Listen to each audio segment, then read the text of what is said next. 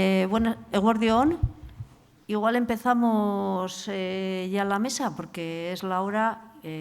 Entonces, bueno, pues bienvenidas a todas las personas que habéis acudido a esta sala y bienvenidas también a las que se están conectando por online a estas jornadas. Y deciros que yo soy Amparo Villar, vengo de Aldarte, un colectivo LGTBI, Aldarte Centro de Atención a Lesbianas, Trans y Centro de Documentación. Y tengo el gusto de presentar y moderar esta mesa titulada Atención a la diversidad de las personas mayores. Por cuestiones de protocolo, pues nada, no nos podemos mover y todo eso ya sabemos. Entonces, os cuento un poquito cómo va a ser la participación. Inicia la presentación Pili Castro, va a seguir Antonio Campos, luego Ángel Heredia en tercer lugar y Pura, que se conecta online. Entonces, por mi parte, nada más, iniciamos ya. Le damos la palabra a Pili Castro, ella trabaja Cáritas Vizcaya y es profesora de la Facultad de Psicología en la Universidad de Deusto y creo que tiene preparado algo sobre la soledad no deseada. Todo tuyo. Gracias.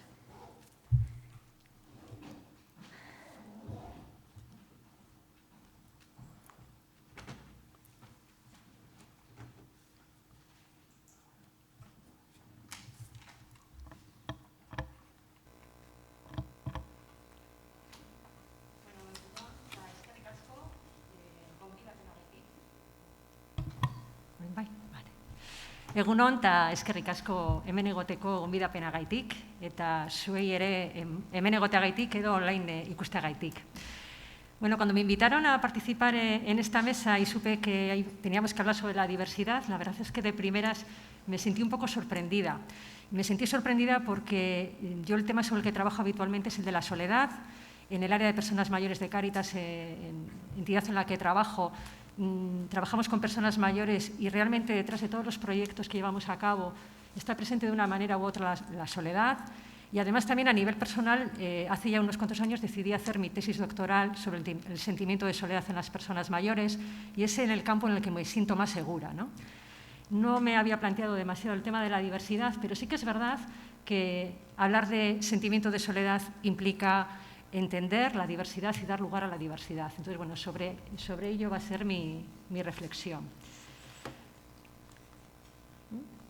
Vale. Desde luego, creo que hay tres conceptos sobre los que voy a reflexionar que están claramente relacionados. Son personas mayores, diversidad y soledad. Lo voy a hacer tratándolos como binomios. Por eso, en este momento está destacado el binomio personas mayores y soledad. No quiero ahondar demasiado en este tema porque sé que Pura Díaz Veiga lo va a tratar después, pero sí me parece importante empezar diciendo que las personas mayores no son un colectivo homogéneo y no son un colectivo homogéneo por miles de factores. Yo subrayo algunos.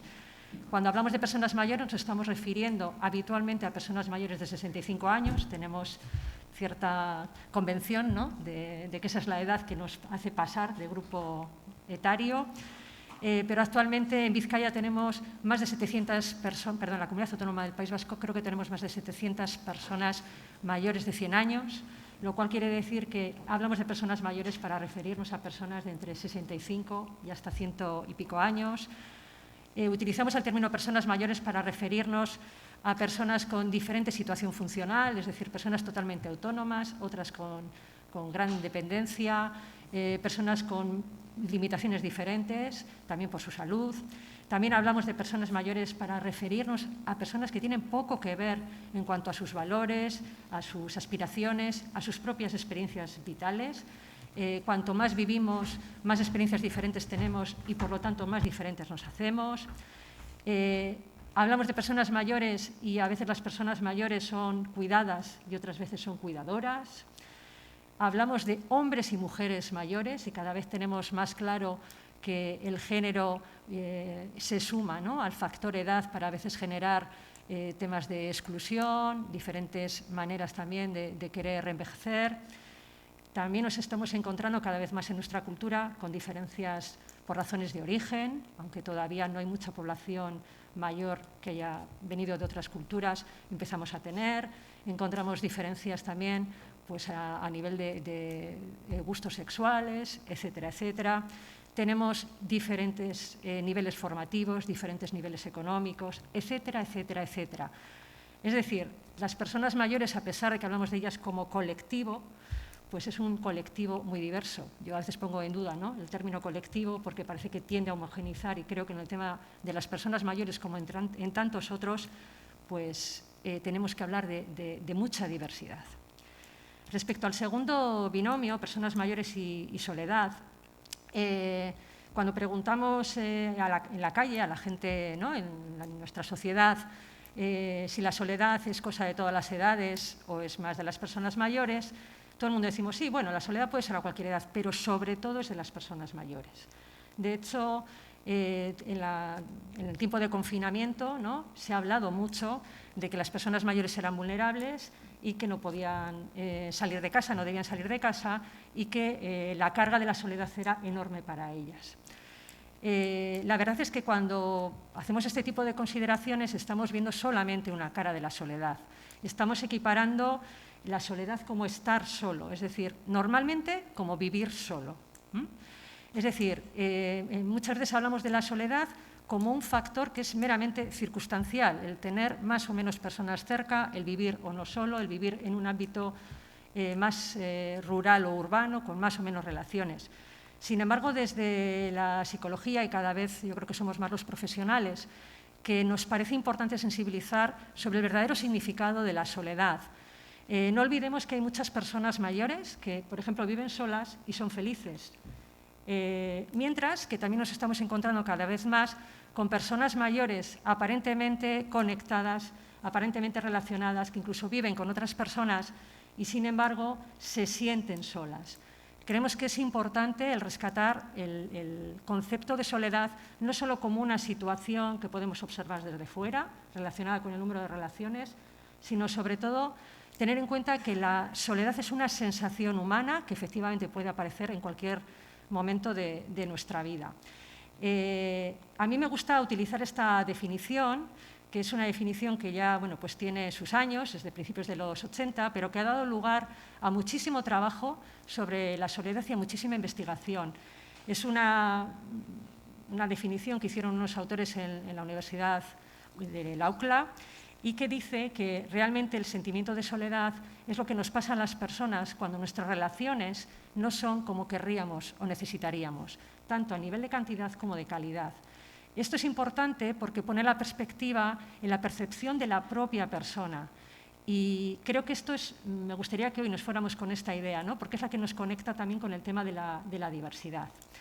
Dicho de otra manera, gracias a esta definición, hoy en día tenemos muy claro que las circunstancias objetivas que vivimos no nos tienen por qué llevar obligatoriamente a la soledad o librarnos de ella, sino que en medio, ¿no?, pues está la comparación que la propia persona hace entre lo que desea, espera y las relaciones que obtiene.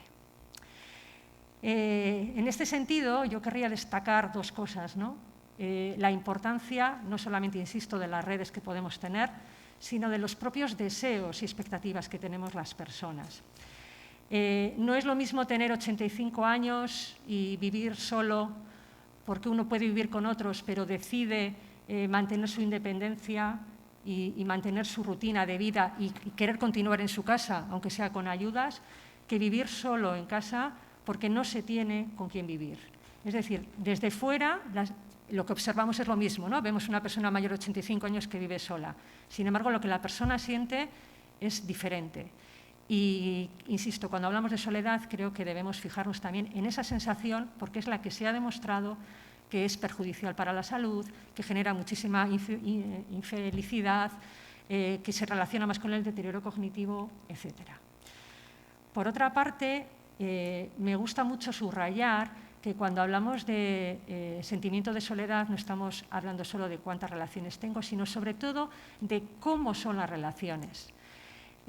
Cuando hablamos de las personas mayores, insisto en que muchas veces juzgamos su soledad por si tienen hijos o no, por si tienen familia o no. A veces nos resulta difícil entender que se pueda vivir en una residencia y que uno se sienta solo, y sin embargo es una experiencia tremendamente frecuente. Yo aquí apuntaba, ¿no?, algunas cosas que tienen que ver con la calidad. Las personas necesitamos diferentes tipos de relación. Por ejemplo, el que una persona mayor sea cuidada por su hija, no quiere decir que haya momentos en los que no desee y no necesite hablar con personas que no sean de su familia, porque es verdad que si pensamos en nosotros mismos, ¿no?, cada uno tenemos diferentes relaciones en diferentes contextos, en diferentes registros y con diferentes vínculos, ¿no? Entonces, bueno, la necesidad de tener diferentes tipos de relación está ahí y a veces nos sentimos solos porque nos falta algún tipo de relación. A veces es un tema de confianza, de intimidad. Por ejemplo, hay personas que están hiperconectadas, pero que tienen la sensación de que no tienen realmente personas de confianza que se preocuparían por ellas o a las que podrían recurrir en caso de tener un apuro. O lo contrario, ¿no? Hay personas que sienten, por ejemplo, en una residencia, que no les va a faltar de nada, que les van a cuidar siempre, pero sin embargo pueden tener la necesidad y echar de menos tener relaciones en las que se sientan en sintonía, en las que se sientan realmente comprendidos. Entonces, bueno, este tema de la calidad, insisto, que es muy importante. A veces tenemos personas mayores que viven con una interna y que, sin embargo, lo que echan de menos o se sienten solas porque son conscientes de que la relación que tienen con esa persona está mediada por un sueldo y echan de menos, ¿no?, una relación libre, gratuita. Hay personas que se sienten solas porque consideran que sus puntos de vista, sus intereses, pues no son compartidos por quienes tienen cerca y de alguna manera, bueno, pues todo eso tiene que ver con la calidad de la relación. Estos son, sin más, algunos ejemplos. Con ello llegaríamos al tercer binomio de este triángulo, que es soledad y diversidad, ¿no? Yo tengo claro que diferentes personas tenemos diferentes expectativas y deseos, diferentes relaciones, diferentes interpretaciones, diferentes muchas cosas, y que, por lo tanto, aunque ahora se está hablando mucho de la soledad de las personas mayores, yo invito a que empecemos a hablar de las soledades de las personas mayores, un poco insistiendo en que, a pesar de que en nuestro imaginario podemos tener la idea de que las personas mayores son un colectivo homogéneo, no lo son.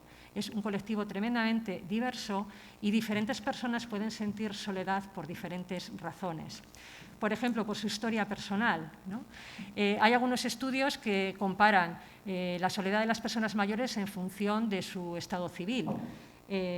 Muchas veces la gente pensamos que las personas solteras mayores se han de sentir más solas que las viudas mayores. Y resulta que no es así. Vemos que las personas solteras mayores normalmente se han preparado toda su vida, ¿no?, para vivir solas y no han envejecido esperando que sus descendientes les cuiden. Mientras que muchas veces las personas viudas tienen hijos y un factor que les lleva a sentirse solas es que tenían la expectativa de que sus hijos les cuidaran. Y ahora, bueno, pues estamos en un cambio social en el que esto pues no ocurre siempre. El tema de la familia, por ejemplo, es otra variable que vemos que en nuestra cultura es muy importante, ¿no?, por esto mismo que decía.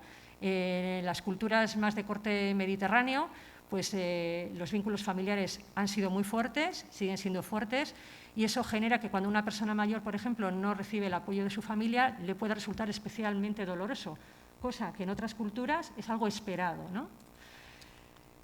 El tema de la pareja, por ejemplo, cuando aplicamos cuestionarios hechos en otras culturas para valorar el sentimiento de soledad de personas mayores aquí, pues hay veces que esos cuestionarios incluyen ítems sobre la relación de pareja. Hay personas en nuestra cultura que cuando se les habla siendo mayores o se les pregunta si tienen relación de pareja o no, se ofenden porque piensan, ¿no?, pues tienen una idea sobre la sexualidad cuando tenemos años, ¿no?, que les parece que casi les estamos faltando al respeto, ¿no? Entonces, bueno, pues todos estos temas culturales también tienen ahí un peso.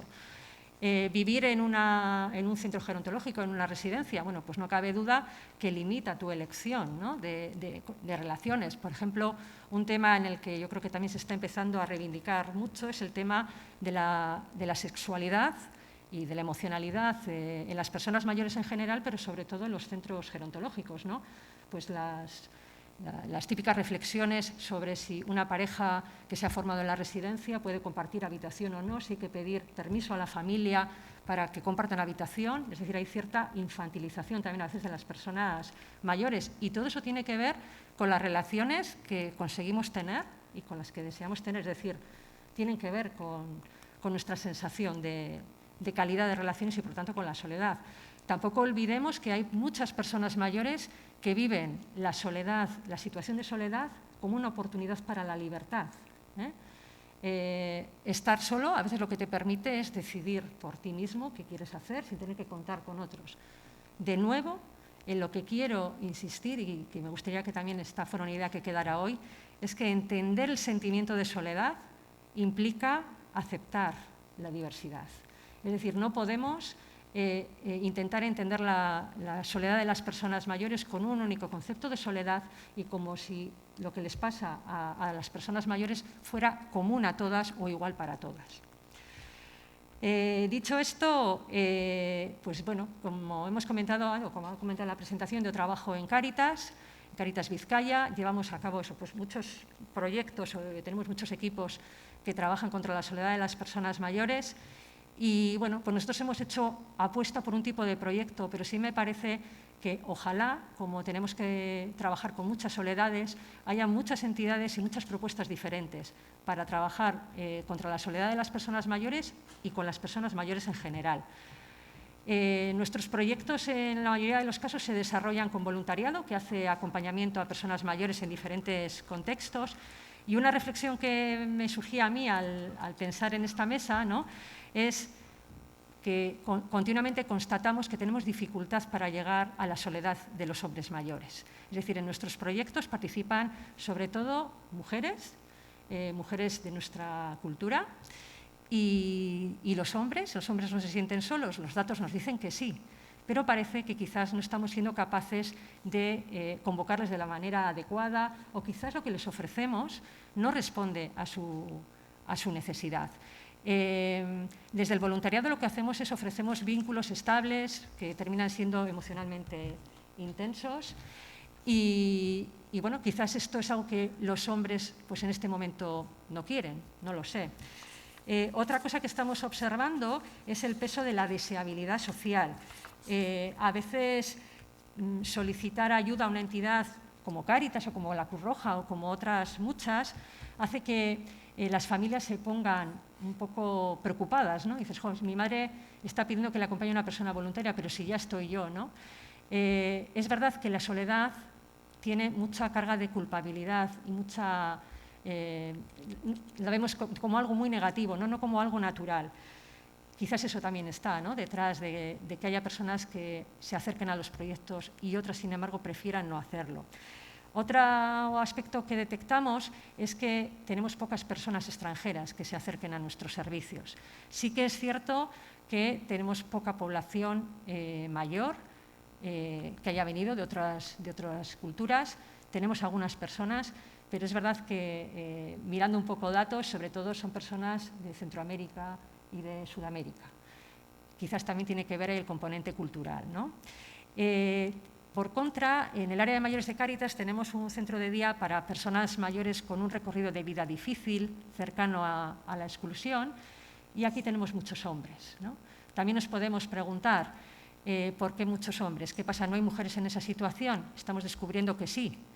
Descubrimos que las mujeres quizás por su recorrido de vida se las ingenian mejor que muchos hombres para lo que es el cuidado básico, pero también es cierto que es más duro para una mujer a veces comunicar, ¿no?, una situación de gran vulnerabilidad cercana a la exclusión que para los hombres. Bueno, no tengo respuestas, lo lanzo ahí porque sí que me sugiere desde la diversidad, ¿no?, que quizás estamos pues ofreciendo cosas, pues a pesar de que somos conscientes de que el colectivo es heterogéneo, quizás estamos ofreciendo respuestas solamente para un perfil concreto.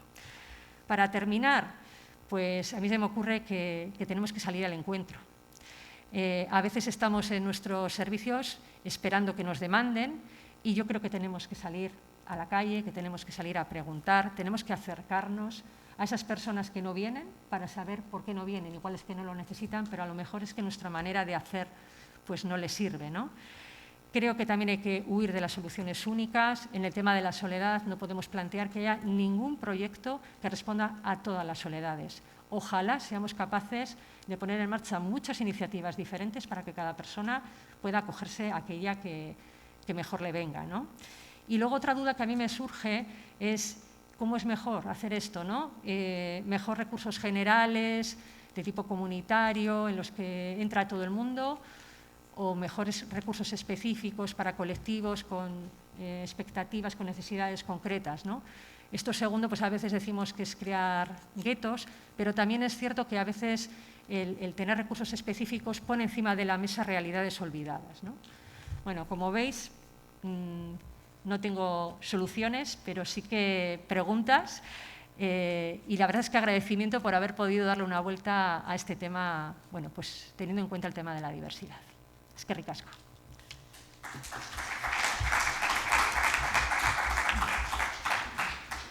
Muchas gracias, Pili. Antonio Campos, tenemos con nosotros a Antonio Campos, que pertenece al Dual Handling, una asociación que trabaja a favor de las personas mayores, que también son interesantísimas, y que Antonio Campos pertenece a la asociación El Dúo Aldi, como decía, y que nos va a contar sobre qué hacen, qué proyectos tienen con las personas mayores.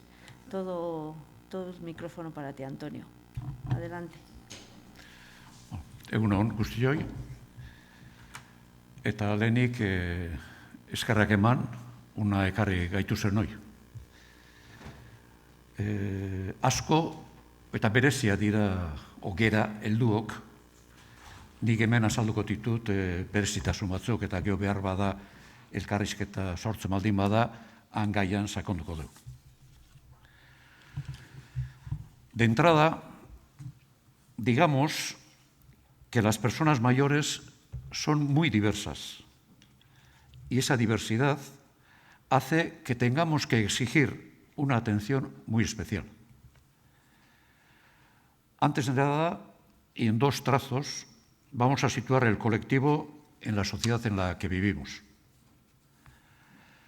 Gracias a las grandes transformaciones sanitarias y sociales, se ha logrado vivir más y mejor, alcanzando una expectativa de vida cada vez mayor, que debe venir acompañada de una reflexión y un trabajo conjunto tanto desde los poderes públicos como desde la ciudadanía, que permita afrontar con éxito la innegable revolución de la longevidad.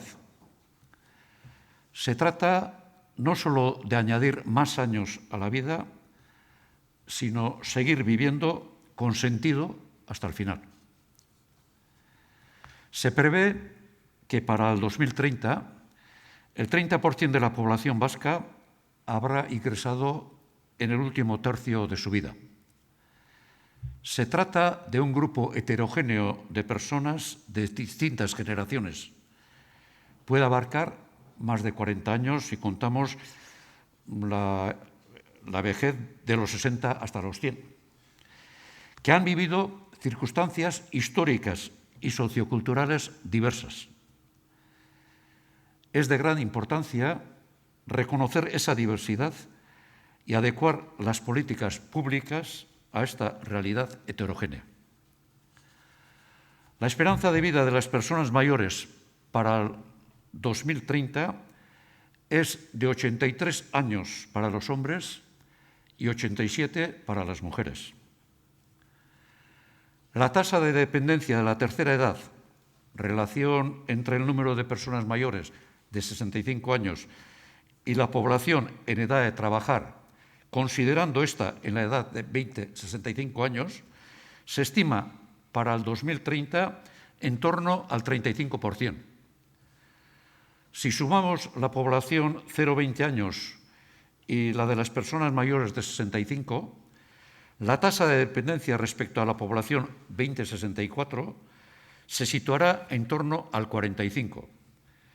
Solo el 55% de la población estará en edad de trabajar.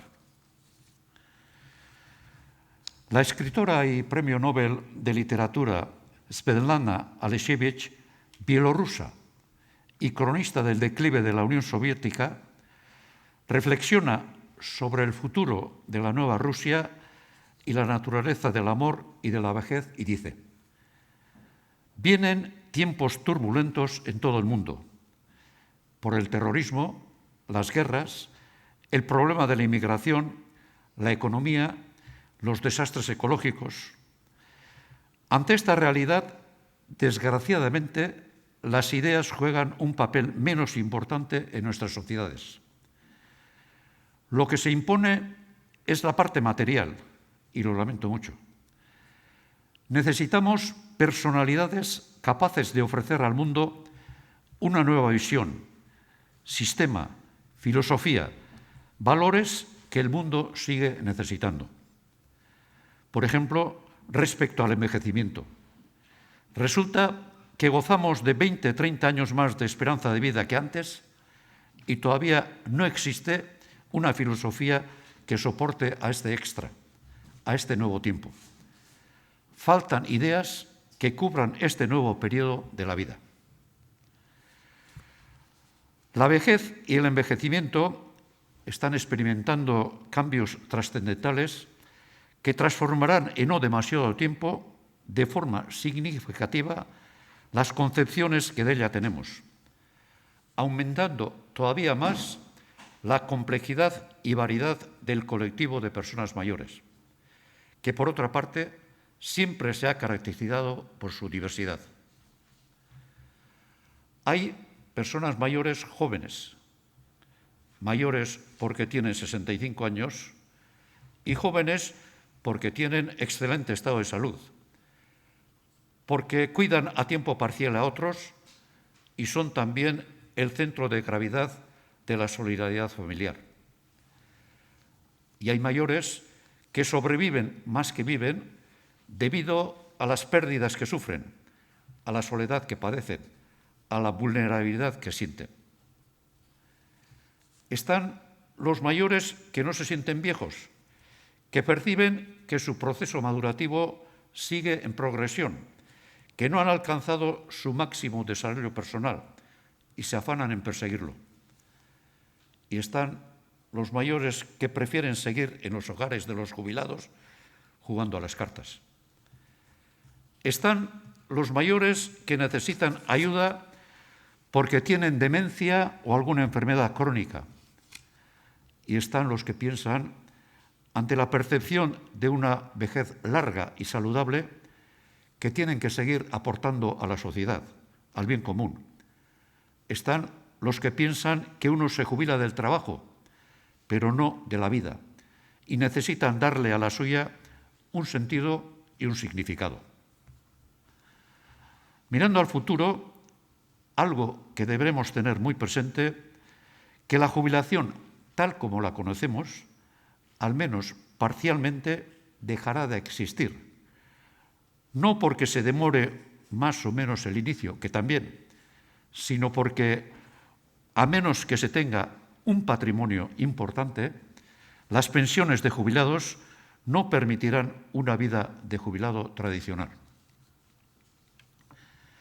Entre las personas mayores se da una clara diferenciación entre el sector de personas de 60-75 años con suficiente autonomía y capacidad de incidir socialmente y el sector 75-90, donde se asoma el proceso de falta de movilidad y la consecuencia, la dependencia.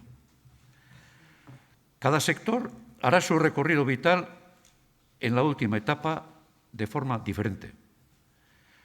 Los organismos públicos deberán establecer los mecanismos adecuados que faciliten ese recorrido. Las principales características diferenciadas de las personas jubiladas actuales respecto a las del siglo pasado podrían ser las siguientes. Mejor salud. Se vive más y mejor. Una persona de 75, 80 años y en adelante puede tener suficiente calidad de vida y ser socialmente activa. Más estudios. Las nuevas personas jubiladas son en general más cultas e instruidas y quieren participar activamente en las decisiones culturales y políticas, perteneciendo a asociaciones y grupos de acción. Muchos de ellos conocen sus derechos y comienzan a ser más reivindicativos y estar mejor preparados que las generaciones de mayores anteriores. Creciente integración de la mujer en el mundo laboral, que al jubilarse y participar de manera más numerosa en la actividad social, enriquecerá la perspectiva social de los problemas y su solución. Voluntad de promover alternativas a la atención de la dependencia, tales como la permanencia en el propio domicilio con asistencia domiciliaria, acogida en centros de día, viviendas individuales con asistencia compartida, estancias individuales en residencias, cambios de rol social. Su rol se circunscribía al ámbito familiar, espacio en el que se consideraba de utilidad social. Pero una característica importante de los mayores del siglo XXI es que deben ser útiles y sujetos activos en la sociedad, incluyendo la participación y colaboración en decisiones políticas, participación en actividades culturales, inquietudes educativas, actuaciones en proyectos solidarios, asesoría y servicios gratuitos a empresas, mayor capacidad de crear un proyecto propio de vida, en libertad y con autonomía que pueda conjugar las características propias de cada persona y la participación social. En definitiva, estamos hablando de un nuevo paradigma en la forma de entender la vejez, como última etapa del ciclo vital. Señalemos algunas pinceladas sobre el enfoque del nuevo paradigma sobre el anterior. Desde un paradigma de envejecimiento activo centrado sobre todo en las dimensiones de salud, seguridad y participación, hacia un paradigma de envejecimiento que tenga en cuenta el desarrollo pleno de todas las dimensiones de la persona: físico, cognitivo, emocional, social, comunicativo, lúdico, artístico, espiritual, y la satisfacción de todas las necesidades. Desde la consideración utilitarista y productiva del paradigma de envejecimiento activo, como respuesta política al reto del envejecimiento demográfico y ligada a las políticas de empleo, hacia un enfoque general más social e intergeneracional que vaya más allá de un paradigma de mayores para mayores y se abra al bien común. Desde la creencia de que cuanto mayor sea el número de actividades, será mayor la satisfacción y bienestar personal, hacia la toma de conciencia de que la satisfacción personal no depende de la cantidad de actividades que se realizan, sino del sentido que se encuentra al realizarlas o que proporciona dicha actividad. Desde la creencia de que la actividad es la vacuna para la eterna juventud, que evita lo negativo de la fragilidad, la soledad, la dependencia, hacia la asunción de que la fragilidad, la soledad y la dependencia también son constitutivas del proceso de envejecimiento. Los enormes cambios que están experimentando el colectivo de personas mayores, la revolución de la longevidad, exigen una respuesta acorde por parte de la sociedad y de las entidades públicas.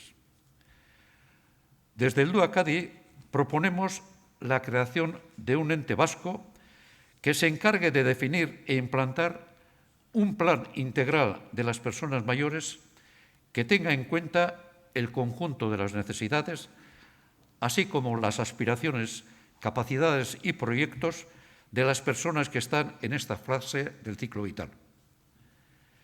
Los jóvenes tienen su ente, las mujeres el suyo, Emakunde. El sector de mayores no es un sector olvidado. Hay muchas acciones en torno a los mayores, pero creemos que tenemos el suficiente peso específico como para tener un ente centralizador de lo que hay y promotor del futuro. Pero no debemos olvidar nunca que nuestro futuro no está en lo que hagan las entidades públicas, está sobre todo en lo que hagamos nosotros. Del que nos hagan, que ha estado vigente durante demasiados años, pasemos, ya lo estamos haciendo, a diseñar nosotros nuestro futuro. Gracias.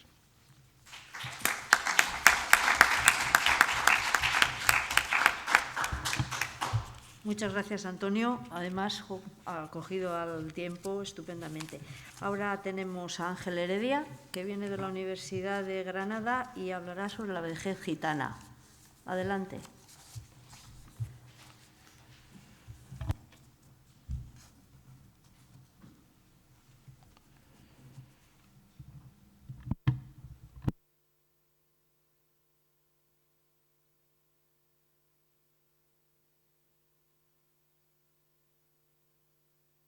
Mientras que ponen la presentación, quiero agradecer especialmente a todas las personas que han hecho posible esta maravillosa jornada y, sobre todo, quiero agradecer el hecho de que se haya incluido en esta jornada la temática gerontológica, el tema de los mayores.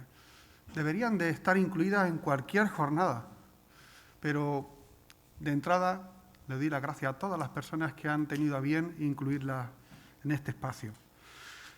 Yo traía una presentación muy académica, preparada, pero creo que es mejor hablar desde el corazón y hablar de la experiencia que hemos tenido a la hora de estudiar a una población que es la población mayor gitana. ¿Por qué estudiar esta población? Bueno, en el tiempo que pusimos en marcha el estudio, yo estaba cuidando de mi padre enfermo de Alzheimer y además conocía la importancia que se le dan a las personas mayores dentro de la comunidad gitana, una importancia que pasa por el respeto, por el cuidado y por cuidarlos dentro de la familia. No funciona la presentación, por lo que sea.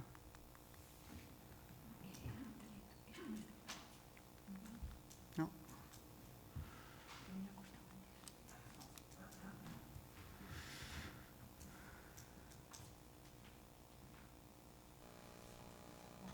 Ahora.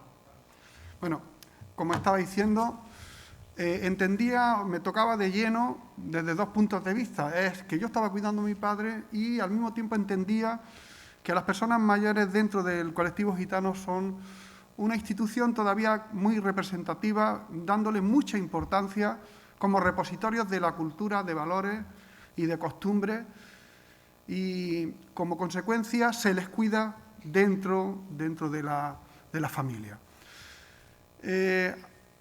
Hay algunos estudios que han hecho, han indagado sobre juventud, sobre temas laborales dentro de lo que es el colectivo gitano, y hojeando estos estudios encontré que cada uno de ellos, algunos decían que había un 5% más o menos de población gitana mayor.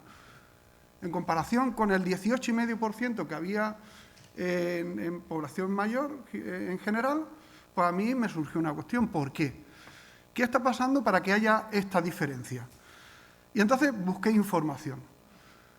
Con mi sorpresa, que hasta el momento que se puso en marcha nuestra investigación, no había ningún estudio, ni a nivel nacional ni a nivel internacional, que hubiera abordado la temática de las personas mayores dentro del colectivo gitano, con el montón de estudios que hay en población general. Pues yo lo expuse a la universidad y, pusimos en marcha, no quiero entrar mucho en metodología porque lo que más nos interesa son los datos, un estudio desde el punto de vista comparativo con diseño caso-control. Y tuvimos acceso a una muestra de 191 personas. Y la idea es que se accedió a 95 gitanos, casos, y 86 controles no gitanos. Se igualaron en distintas variables para permitir la comparativa. Nuestro estudio estaba basado en función a lo que tiene que ver con el envejecimiento activo de la OMS, donde una de las premisas principales valora el hecho de que las experiencias tempranas influyen en el resto de etapas de desarrollo, incluida la etapa del envejecimiento.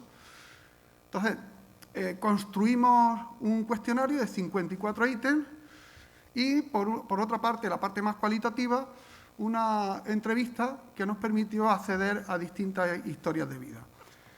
Y la principal atención que vamos a dar es a esa parte cualitativa, aunque los datos los vamos a dar, porque los datos no reflejan en sí mismos la experiencia de vida de la gente. Pero bueno, la idea es que desde un punto de vista heteroto, cuantitativo-cualitativo, se pudo sondear distintas variables, como las que vemos en pantalla, nivel socioeconómico, salud, dependencia, etc. Y vamos a centrarnos en los datos. En la situación socioeconómica hemos encontrado que en la muestra que hemos estudiado, 7 veces más proporción de analfabetos funcionales y totales en población mayor gitana.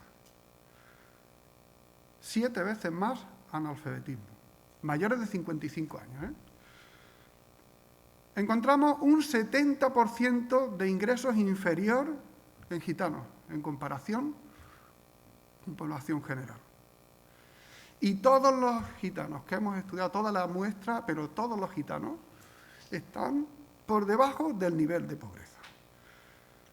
Esta variable es tremendamente importante porque, entre comillas, va a ejercer su efecto negativo, va a contaminar el resto de variables, ¿vale?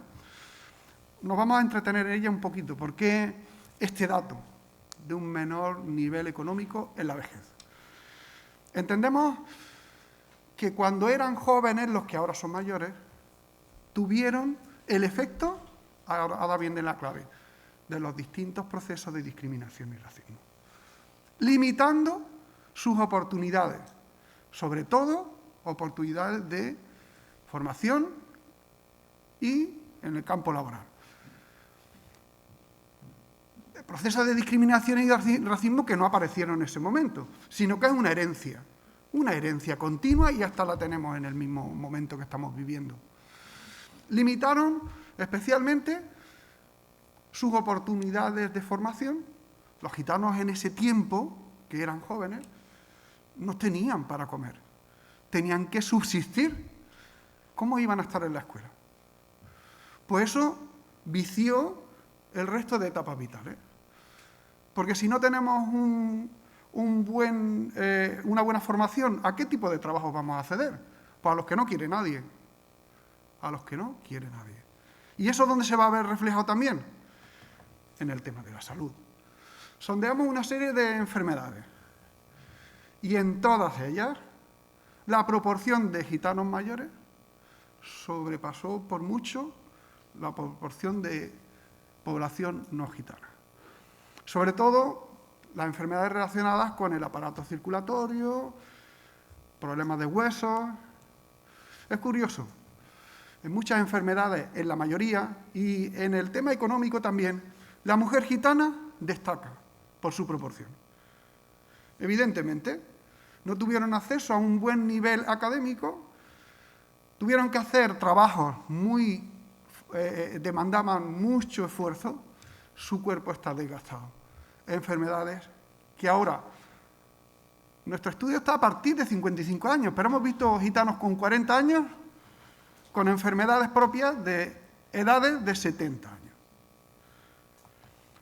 Vamos aumentando la bola porque esto se va aumentando. Hemos dicho que el efecto contaminador va a estar en todas las variables. Menor nivel de ingresos, más enfermedades, mayor nivel de dependencia. 4 veces más proporción de dependencia en gitanos mayores de 55 años. Pero es curioso que de estas 4 veces, 3/4 partes son mujeres gitanas. 3/4 partes son mujeres gitanas. Esta variable que presentamos ejerce un efecto positivo. Es el apoyo de redes sociales, lo que hemos comentado al principio. Los gitanos son entendidos como figuras de respeto, se les valora mucho dentro de la familia y se les cuida dentro de la familia. No hemos encontrado casos de gitanos solos, pero hemos encontrado hasta un 35% de no gitanos solos. Los gitanos que son mayores de 55 años reciben ayuda especialmente de sus familiares y se sienten muy valorados por sus familiares. Claro, es un efecto positivo, pero no suficiente para equilibrar el resto de variables. No es suficiente. Respecto a la alimentación, encontramos que el consumo de alimentos en gitanos mayores de 55 años es más deficiente. Comen alimentos menos saludables y además los hábitos alimenticios son también menos saludables. Encontramos que 2 veces más proporción de gitanos comen más de lo que deben y además alimentos que no deben por su estado de salud. ¿Cómo se explica esto? Cuando eran jóvenes, niños, jóvenes, no tenían para comer de lo que ahora sí tienen. Aunque sean pensiones no contributivas, que es la mayoría lo que cobra. Pensiones no contributivas. Ojo, en el tema económico, todos vivían por debajo del nivel, el umbral de subsistencia. Así que ahora algunas investigadoras han venido a llamar esto como el síndrome de hambre retrasada. Ahora que tienen, comen de lo que no deben y mucho más de lo que no deben por su estado de salud. El estilo de vida también es una variable negativa en gitanos mayores de 55 años. Vemos 2 veces más proporción de conductas sedentarias. Pero además es que hasta 3 veces más proporción de gitanos no hacen ningún tipo de actividad física. No es que no quieran. En la mayoría de los casos, como hemos visto, tienen más dependencia, más enfermedades. No es que no quieran hacer ejercicio físico, es que no pueden, su cuerpo se lo impide. Y esto, dentro del marco de envejecimiento activo, es una variable tremendamente importante, como ha dicho el compañero. El tener actividad, en este caso la actividad física, facilita un mejor envejecimiento. Y aquí venimos a una de las variables que han estructurado toda la vida de los gitanos, antes y ahora. Los procesos de discriminación y racismo. Hasta el 99% de los gitanos que hemos entrevistado, es decir, casi el total de la muestra, siguen percibiendo conductas racistas hacia ellos. Esto no quiere decir que el racismo para nada ha pasado de moda. Para nada. Probablemente estos procesos se han sutilizado, han cambiado su forma de presentarse y de afectar a las personas. Y lo que nos dicen es que los estereotipos y todo lo que tiene que ver con el racismo está muy inculcado dentro de la estructura social. Es difícil luchar contra ellos, pero no imposible. Y si para colmo nos ponen programas en la televisión como Palabra de Gitano o los Gypsy King, entonces ya paramos de contar. Esta ha sido la variable más importante de este estudio por su relevancia. Y seguro que muchos de vosotros os sorprendéis de verla. Hasta 4 veces más proporción de gitanos que no gitanos tienen depresión. 4 veces más. No estamos hablando, si lo traducimos al porcentaje, un 400% más de depresión en gitanos. Y volvemos a la cantinela. Sobre todo, mujeres gitanas. Aquí rompemos un estereotipo. De los gitanos con sus cantes y con sus bailes están felices, los dejamos allí. Qué pena, porque realmente... Y tiene una explicación, como estamos viendo a lo largo de toda la presentación. Peor salud, menos nivel económico, evidentemente van a estar más tristes. Esta es la parte más cuantitativa del estudio. Pero los datos no nos dicen historias de vida, que ha sido el color que ha hecho de este estudio, las historias de vida. Personas que se han desgastado, que son la razón de nuestro presente. Personas que han reconstruido España después de la guerra, pero personas que siguen percibiendo conductas racistas hacia ellos. Personas que no tienen suficiente económicamente. Personas que se han dado por sus hijos y por su familia.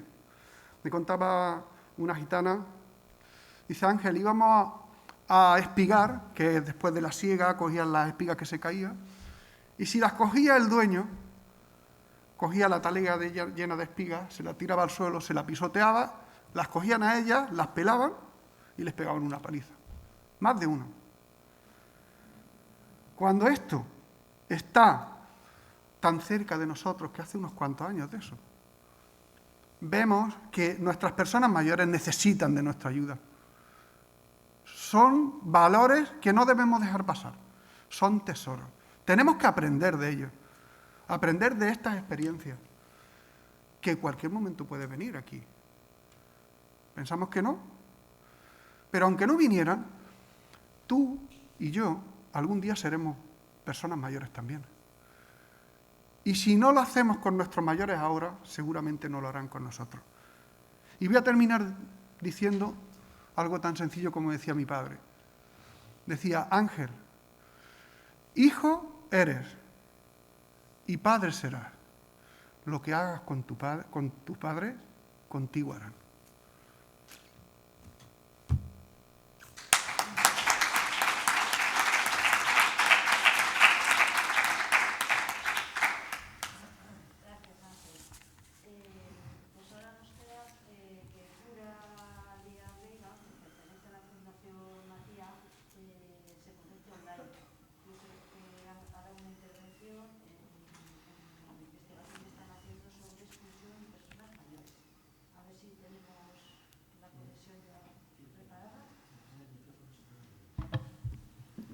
Decía, perdón, que ahora mismo ya tenemos que conectarnos con Pura Díaz Veiga, que pertenece a la Fundación Matia y que están investigando sobre exclusión y personas mayores y que se conecta online. Yo creo que si está preparada ya la conexión, decirle que tenemos otros 15 minutos para su participación y luego abrimos el debate.